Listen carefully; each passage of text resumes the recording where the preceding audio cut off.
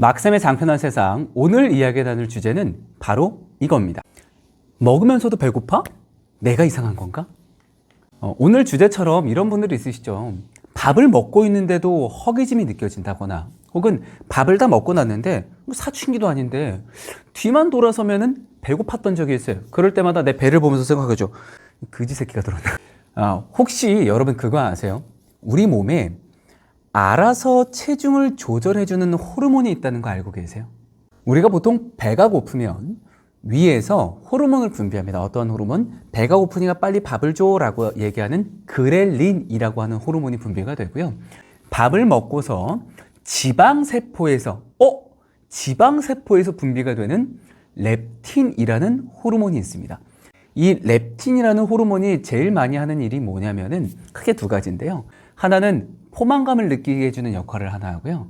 두 번째는 지방을 연소시키는 역할을 합니다.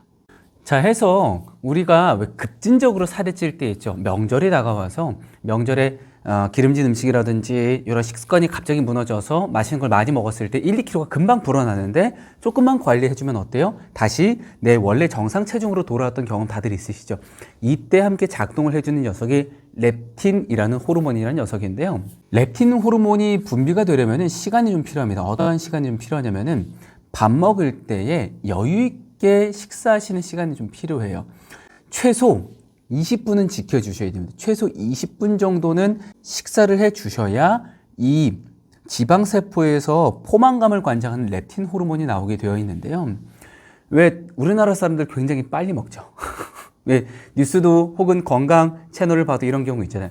빨리 먹으면 더 빨리 살찐다라는 얘기를 보는 것처럼 이 포만감을 관장하고 있는 지방세포에서 렙틴 호르몬이 나올 수 있도록 꼭꼭꼭꼭 씹어서 식사하시는 20분 시간을 좀 지켜주셔야 되고, 세 번째는 이 정제된 탄수화물이나 정제된 과당을 좀 끊어주셔야 되는데, 이런 정제된 탄수화물이나 정제된 과당을 많이 먹었을 때에는 어떠한 일이 생기냐면, 첫 번째로 뇌에서 단맛이 들어왔기 때문에 계속 달라고 요구를 합니다. 두 번째, 포만감이 들지 않기 때문에 지방세포에서 렙틴 호르몬이 원활하게 분비가 되지를 않습니다.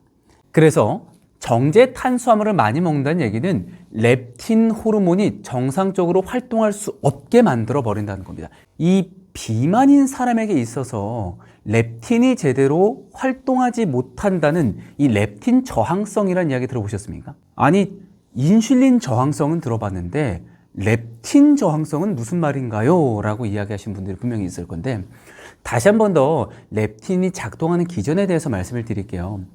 우리가 음식을 먹어서 배가 불러졌습니다. 자, 그러면 위장관에서는 포만감을 관장하는 호르몬인 이 소장 L세포에서 펩타이드 YY라고 얘기하는 PYY 호르몬이 분비가 되고, 그리고 음식을 먹었기 때문에 췌장에서 인슐린을 분비를 해야 되잖아요. 이를 위해서 GLP 호르몬이 작동을 시작하고, 그리고 위 하부에서 분비가 되는 호르몬 중에 하나인 CCK 호르몬이 있습니다. 이 CCK는 쓸개즙이 분비가 될 수 있도록 작동해주는 호르몬들이에요.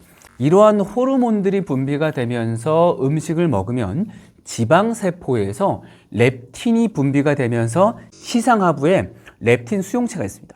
렙틴 수용체에 가서 렙틴이 딸그닥하고 들어가게 되면은 배불러 그만 먹어야겠다라고 생각이 드는데, 비만인 사람에게서는 이러한 역할이 제대로 일어나지 않는다는 거예요.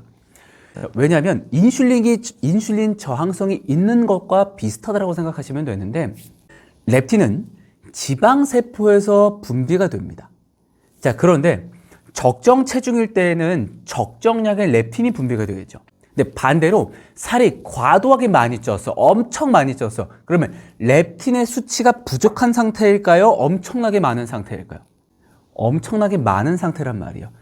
렙틴 수용체는 렙틴을 받아들일 수 있는 그릇이 한정이 되어 있습니다. 자, 그런데 과다하게 넘쳐버리다 보면은 얘가 미처 포만감을 전달해 줄 수 있는 신호를 보내주지도 못할 만큼 저항성이 생기는 거죠.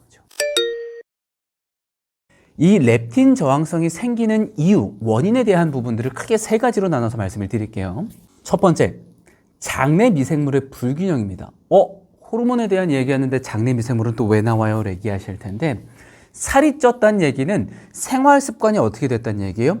무너졌다는 얘기입니다. 무너졌다는 얘기예요. 자, 그런데 여기에서 포인트로 하나, 장내 미생물이 불균형이 되어버렸으면 장벽 상태가 온전하다는 얘기입니까? 온전하지 않다는 얘기입니까? 온전하지 않다는 얘기다 보니까 장내에 유익균보다 유해균의 비율이 더 높아서 살이 더 과도하게 찌게 될 위험이 높아집니다. 그래, 과체중까지는 좀 봐줄만 해. 조금 더 노력하면 살이 정상 체중으로 돌아올 수 있으니까. 하지만 이 경도 비만이나 고도 비만으로 넘어가는 순간 어때요? 속도로 살이 쪄버리게 돼버리죠. 이러다 보니 비만이 되어버리면 이 렙틴이 정상적으로 활동을 하지 못하게 됩니다. 마찬가지로 이 살이 찌게 돼버리면 인슐린 저항성이 일어나는 것처럼 렙틴 또한 저항성이 일어나서 포만감을 느끼기 위해 더 많은 음식을 먹어야 되는 거죠. 자, 여기에 한 가지 더, 수면이 있습니다. 수면이 무슨 상관이에요? 라고 얘기할 텐데, 예전에 이런 얘기 들어보셨죠? 살 빠지려면은 잠 안 자면 된다. 이거 다 뻥입니다. 수면을 자지 않는다? 우리 몸은 쉬어야 돼요. 수면을 자지 않으면 우리 몸에서 어떻게 생각해? 계속 활동해야 되는 시간이구나 라고 얘기하고, 영양소, 에너지가 필요하기 때문에 계속 음식물을 섭취하게끔 몸이 유도를 합니다. 자, 이거에서 끝나요? 잠을 안 자니까 몸에서 스트레스를 받게 됩니다. 스트레스를 받으면 어떠한 음식이 더 당기게 될까요? 맞아요. 단 음식들이 좀 많이 당기게 돼 있어요. 이 혀의 미래 중에서 단맛 수용체를 자극을 시키면서 자꾸 무언가를 단 것들을 특히나 먹게 만들어 주기 때문에 우리가 잠을 안 자면 단맛을 계속 갈구하게 되는 이유가 여기 있는 거고, 그리고 수면 시간이, 적정한 수면 시간이 왜 중요하냐면 최소 7시간에서 8시간 사이를 자줘야 됩니다. 너무 많이 자도 안 돼요. 수면 시간이 줄어들거나 너무 많아지게 돼버리면 그렐린의 수치가 올라가게 돼 있어요.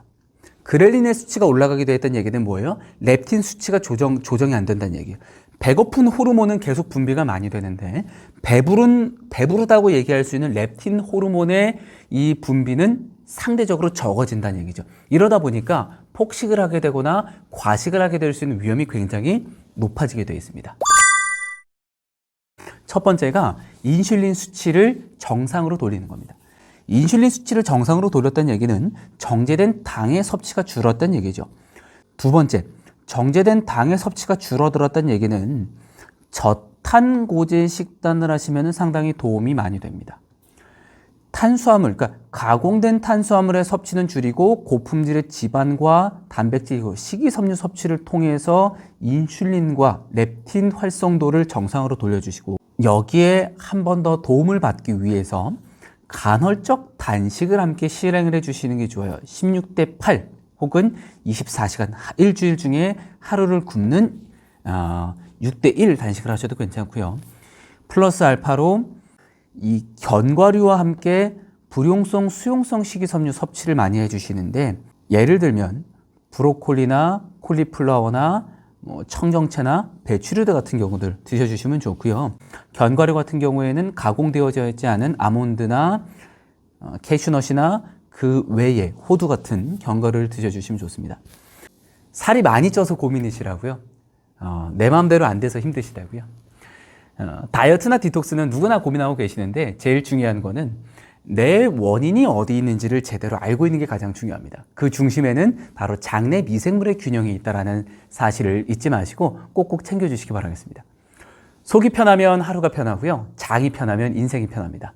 자, 오늘도 올바른 생활 습관을 통해서 튼튼한 내 장 건강, 장내 미생물의 건강을 챙겨주시기 바라겠습니다. 그러면 다음 영상에서 만날게요. 안녕!